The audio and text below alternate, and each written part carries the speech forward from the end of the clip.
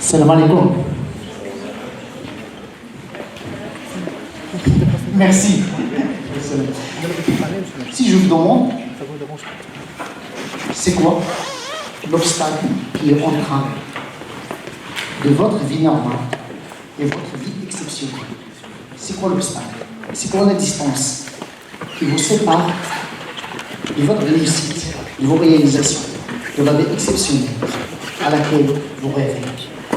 Pensez juste 20 secondes. C'est quoi la distance qui me sépare de mes objectifs, de mes rêves, de la vie exceptionnelle que je mérite, de la vie anormale, mais exceptionnelle, extraordinaire, exceptionnelle? C'est quoi la distance? Cette question, je la pose assez souvent à mes coachs, à des décideurs. Ils me disent, il y a énormément de distance.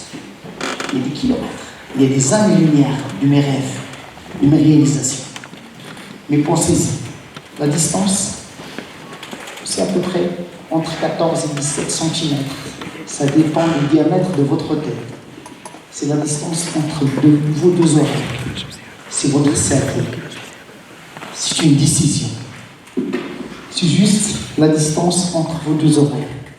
C'est juste une décision de vivre une vie exceptionnelle. C'est une décision de prendre la décision pour vivre cette vie, au lieu de la subir, au lieu d'être victime et non pas acteur de sa vie. Moi, ce que je vous souhaite, être acteur, metteur en scène, écrivain. Votre vie, c'est un chef-d'œuvre. C'est juste une vie terrestre, bien sûr. Non, on a le dollar, après. Mais cette vie terrestre, tu as un seul shoot. Tu ne dois pas le rater. C'est votre vie. Ce n'est pas la vie de vos parents, de vos instituteurs, du pays. Vous êtes contributeurs, mais la décision vous appartient. Prenez la décision de sortir de la normalité. Pourquoi la normalité? Pourquoi on parle de ça? Parce que, on est nombreux, on est 8 milliards d'individus sur Terre. Et celui qui est normal, dans un monde concurrentiel, imprévisible, il va être bouffé par les concurrents, par la machine, l'IA, par tout ce qui est répétitif. Et de là, je vais citer la courbe de Gauss, la courbe de la normalité. 95%, qui est la moyenne, il est facilement remplaçable. Et s'il n'est pas remplaçable, il est négociable par rapport au prix. On va négocier avec eux leur prix de leur prestation. Les 2,5 qui sont le concert d'une société, d'une corporate, d'une institution, on va les chasser. 2%, c'est les hauts potentiels. Soyez dans les hauts potentiels pour ne pas négocier votre prix, votre prestation, votre vie. Sinon, si vous êtes normal, et la normalité, c'est la zone de confort. Je ne vous dis pas le blabla américain, sortez de votre zone de confort, levez-vous à 4 h du matin, mais demandez-vous chaque fois, au lieu de subir ma vie, comment je peux être acteur et prendre la décision de passer à l'action. Et ce passage à l'action, est-ce qu'il contribue à ma réalisation, à ma projection, à ma vision? Ça se passe dans votre tête, avant de se matérialiser dans la vie réelle. Rien dans cet amphi, dans la vie, tout ce que vous voyez, tout ce que vous vivez, quelqu'un l'a vu avant de le réaliser. La chaise sur laquelle vous êtes assis en train de me regarder, quelqu'un l'a imaginé dans sa tête avant de le matérialiser moyennement des matériaux, mais il l'a vu dans sa tête. Il avait une projection de sa vie, une vision claire. C'est pour ça, chaque action, micro-action que je fais depuis le lever du matin, est-ce qu'il contribue à l'image, à la vision sur laquelle je m'attarde, sur laquelle je vais faire. Et je ne vous demande pas de faire big steps, only quick wins. Chaque matin, qu'est-ce que je peux faire de mieux pour m'approcher des hauts potentiels et non pas être dans la normalité. Non pas. Normal, c'est bien, mais les opportunités, il y a une concurrence. On s'acharne sur les gens qui sont à haut potentiel, qui ont de la valeur ajoutée. Et pour avoir ce haut potentiel, il faut des micro-steps, des micro-étapes. Chaque jour, je contribue. Quelqu'un qui lit 5 pages d'un livre intéressant qui va contribuer à sa valeur ajoutée, dans un mois, c'est 150 pages. C'est un livre moyen. Dans un an, c'est 12. 2 ans, 24 livres. Il a une culture générale. Et c'est ça qui va faire la différence entre celui-là, qui a lu juste 5 pages, et l'autre qui n'a rien lu, qui n'a rien fait. Ça va faire une différence énorme. Quelqu'un de cultivé, c'est pas quelqu'un qui est inculte. Et de là, on passe à l'ikigai. L'ikigai, en japonais, c'est la raison d'être. Cherchez votre ikigai. La raison d'être, c'est-à-dire ce que j'aime, pourquoi je serai payé, dans quoi je suis doué. Et la 4e roue, le monde a besoin, le besoin du monde. L'ikigai, c'est l'intersection entre les 4 roues, les 4 cercles, ce que j'aime, ce dont le monde a besoin. Il faut avoir un besoin. Vous êtes des entrepreneurs ou des intrapreneurs, vous répondez à un besoin. Le monde a besoin de vous. 3e roue, pourquoi vous êtes payé? C'est valoriser, il y a un prix, et donc quoi vous êtes doué. Et quand je parle de doué dans quelque chose, cherchez votre singularité. Vous avez une empreinte unique sur 8 milliards. Vous êtes singulier, unique. Cherchez votre singularité. Dans quoi je suis singulier? Le monde n'aime pas les gens normaux. Et pourquoi on admire les grands sportifs, les grands artistes? Parce qu'ils sont singuliers. Ils cherchent leur singularité, ils ont travaillé sur leur singularité. À partir de maintenant, demandez-vous, je suis dans un cursus académique, je passe mon temps à étudier, à être dans une moyenne, mais comment je peux faire last mile, le plus qui va me différencier des autres, le micro step qui va faire la différence entre moi et l'autre. C'est quoi votre valeur ajoutée? Qu'est-ce que vous délivrez de plus? Juste un exemple, j'avais devant moi des classes comme formateur. Il y a une fille, je ne vais pas citer le nom parce qu'il peut voir ce texte-là, je lui ai demandé, dans quoi vous êtes singulier? Il m'a dit, je parle le mandarin, le chinois. En étudiant, je lui trouvais un emploi à 7 000 dirhams, il travaille juste la nuit, décalage horaire entre Pékin et Maroc, il travaille juste la nuit, à 7 000 dirhams. Pourquoi? Parce qu'il a fait quelque chose de plus. Je ne vous demande pas d'apprendre le mandarin, chacun trouve sa singularité. Peut-être c'est ton sport, peut-être c'est ton intelligence sociale, c'est ta manière d'écrire, ton LinkedIn, tes réseaux sociaux, ton sport, ton mental. Il y a une différence. Cherchez votre singularité, c'est ça qui va faire la différence. Parce qu'on sera bouffé par la concurrence. La concurrence, elle est là. Vous êtes des concurrents, vous êtes des amis, mais collègues, concurrents en même temps. Les opportunités, elles sont là. On va choisir les meilleurs. Pourquoi on va les choisir? Ils doivent délivrer, ils doivent avoir de la valeur ajoutée. On ne peut pas se permettre d'être moyen. Quelqu'un qui est moyen, qui est dans la courbe de Gauss, 95%, soit il sera remplacé par l'intelligence artificielle parce qu'il est normal et répétitif, soit on va diminuer son prix, on va chercher d'autres qui vont être payés moins parce que vous êtes moyen.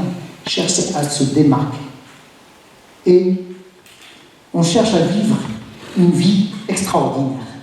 Mais personne de nous ne pense que la vie extraordinaire, c'est un jour extraordinaire. C'est des moments extraordinaires. Est-ce que ce moment, il est ordinaire ou extraordinaire? Au lieu de regarder quelque chose, il vous fait le temps d'être occupé. Parce qu'il y a 2 façons de faire avec le temps. Soit vous êtes occupé, soit vous êtes productif. Est-ce que le temps que je passe ici, en train de regarder n'importe quoi, n'importe comment, est-ce que ça contribue à ma productivité, à m'améliorer, ou c'est juste je m'occupe l'esprit, j'occupe le temps? Parce que le temps, c'est la denrée la plus rare.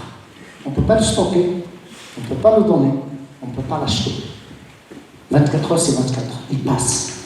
Soit je la consomme, soit je l'investisse. Vous êtes des investisseurs. Soyez des investisseurs de votre temps, de votre vie. Soyez des acteurs, ne soyez pas des consommateurs, des gens qui consomment leur temps. Parce qu'au-delà, la vie, c'est une durée entre une date, c'est juste le temps que vous passez là. Qu'est-ce que vous délivrez? Qu'est-ce que vous réalisez? Réalisez votre vie. Vous êtes responsable, vous êtes acteur. Vous n'êtes pas des spectateurs. Vous n'êtes pas votre passé. Ne laissez pas votre passé définir votre présent et votre futur. Le passé, il est là. C'est mon histoire, c'est mon expérience, c'est mon vécu. C'est mes traumas, c'est mes peurs, c'est mes parents. Mais moi, je suis là, ici. Qu'est-ce que je veux maintenant? Et de là, je passe au mindset, le mindset de la réussite, pour qu'on sorte avec quelque chose de concret. À chaque fois, demandez-vous, me, here and now. أنا هنا والآن. Me, moi, here, dans cet amphithéâtre, and now. Je ne suis pas mon passé, qui définit mon histoire. Histoire, c'est l'histoire, c'est le passé. Je ne suis pas mon futur, qui est la projection, qu'est-ce que je veux réaliser, ma vision. C'est bien d'avoir des plans, mais je me concentre sur le moment présent, sur le flow. Ici, je suis présent. Vous avez le choix d'être présent ici et penser à ce que vous voulez réaliser, ou de se dire, voilà, je vais consommer, je vais donner mon attention, mon temps. Et rappelez-vous, la vie, si on vit, que Dieu veut prêter 74 ans. C'est juste 650 000 heures.